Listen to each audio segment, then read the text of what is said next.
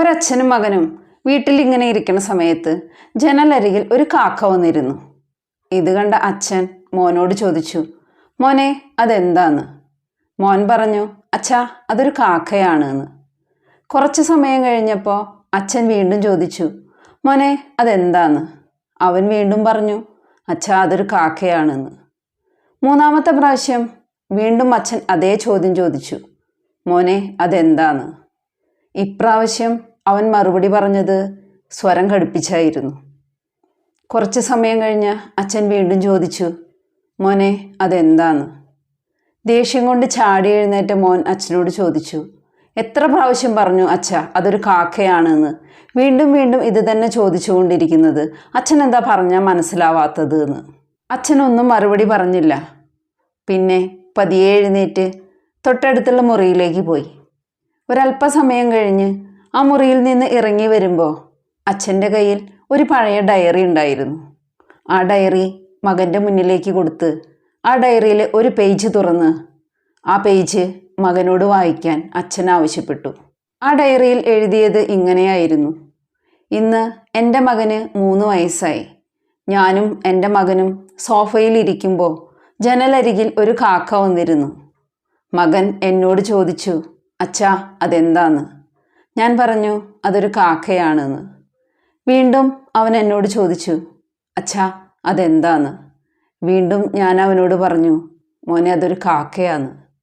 വീണ്ടും അതേ ചോദ്യം ആവർത്തിച്ചു അവൻ. അതേ മറുപടി ഞാൻ അവനോട് പറയുമ്പോൾ എനിക്ക് അവനോട് ദേഷ്യം തോന്നിയില്ല. പകരം അവനോട് വാത്സല്യമാണ് തോന്നിയത്. 23 പ്രാവശ്യമാണ് അവൻ ആ ചോദ്യം എന്നോട് ചോദിച്ചത്. അത്രയും പ്രാവശ്യം ഞാൻ അവനോട് മറുപടി പറഞ്ഞു. അവൻ്റെ വികൃതികളെ ഞാൻ ആസ്വദിക്കുകയാണ്. കാരണം എൻ്റെ മകനെ എനിക്ക് അത്രത്തോളം ഇഷ്ടമാണ്.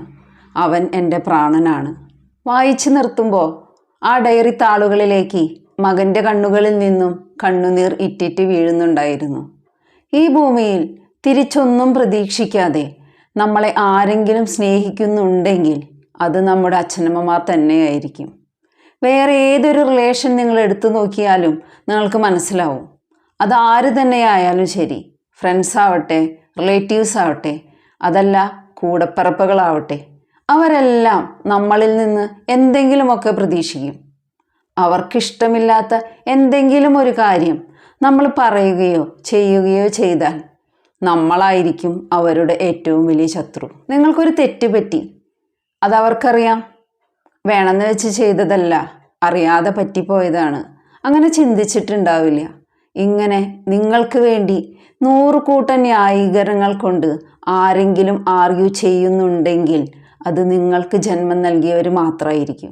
ജീവിതത്തിൽ അത്രത്തോളം കഷ്ടപ്പാടുകൾ അനുഭവിച്ച് വളർന്നവരാണ് നമ്മുടെ അച്ഛനമ്മമാർ. അവരനുഭവിച്ച കഷ്ടപ്പാടുകളുടെ കണക്കുകൾ പറയുമ്പോൾ പുച്ഛിച്ച് തള്ളുന്ന മക്കളുണ്ട്. അതിന് ഞങ്ങൾ എന്ത് വേണം? നിങ്ങൾ അനുഭവിച്ചതൊക്കെ ഞങ്ങൾ അനുഭവിക്കണോ എന്ന് തിരിച്ചു ചോദിക്കുന്ന മക്കളുണ്ട്. തങ്ങൾ അനുഭവിച്ച കഷ്ടപ്പാടുകൾ ഒരിക്കലും മക്കൾ അനുഭവിക്കരുത് എന്ന് തന്നെയാണ് ഓരോ അച്ഛനമ്മമാരും ചിന്തിക്കുന്നത്. എന്നിട്ടും അനുഭവിച്ച കഷ്ടപ്പാടിൻ്റെ കണക്കുകൾ മക്കൾക്ക് മുന്നിൽ നിരത്തുന്നത് ആ കഷ്ടപ്പാടുകളൊക്കെ അവരനുഭവിക്കാൻ വേണ്ടിയല്ല. അതിൽ മക്കൾക്ക് പഠിക്കാൻ ഒരു പാഠമുണ്ട്. ആ പാഠം മനസ്സിലാക്കി ജീവിതം മുന്നോട്ട് കൊണ്ടുപോകണം എന്ന് ഓരോ അച്ഛനമ്മമാരും ആഗ്രഹിക്കുന്നത് കൊണ്ടാണ്. കണ്ണുള്ളപ്പോൾ കണ്ണിൻ്റെ വിലയറിയില്ല എന്ന് പഴമക്കാർ പറയുന്നത് പോലെ അച്ഛനും അമ്മയും കൂടെയുള്ളപ്പോൾ അവരുടെ വില നമുക്കറിയില്ല. എന്നെങ്കിലും ഒരിക്കൽ അവരുടെ വില എന്താണ് എന്ന് നമ്മൾ മനസ്സിലാക്കുന്ന കാലത്ത് അവർ നമ്മളോടൊപ്പം ഉണ്ടാവില്ല. 1000 ബന്ധങ്ങൾ ചുറ്റുമുണ്ടെങ്കിലും അച്ഛനും അമ്മയ്ക്കും പകരം വയ്ക്കാൻ പറ്റിയ ഒരു ബന്ധവും ഇന്നിവിടെയില്ല.